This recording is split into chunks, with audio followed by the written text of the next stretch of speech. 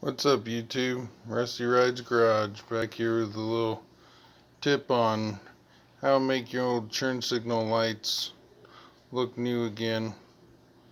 Well, these ones were pretty dirty, faded, and disgusting. Got a couple cracks in them. So we went ahead and took our Comet, piece of gray Scotch-Brite, scuffed them real good. As you can tell, they got a real kind of dull tint to them now, but they look pretty good, pretty clean. There's that one. Here's the other one, not bad.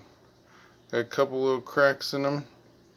I'm going to take a little Loctite super glue here, fill in some of those cracks, because we're not looking to replace these right now. We're just looking to get them looking pretty good, so we can reuse them temporarily and maybe even put a tent to them.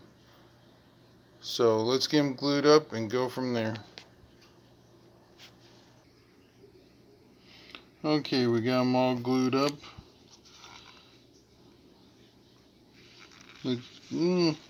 Okay, cracks are nice and sealed up. So now what we're going to do is go ahead and give these a coat of tint, and I'll show you the results.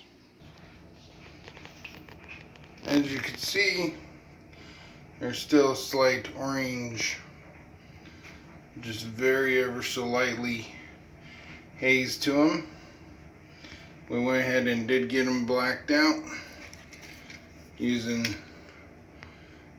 this stuff. Works great for a quick blackout,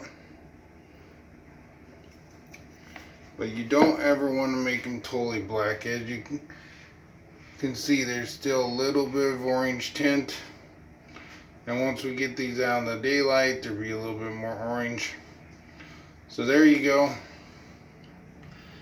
Quick little update on how to tint your tail lights and turn signals.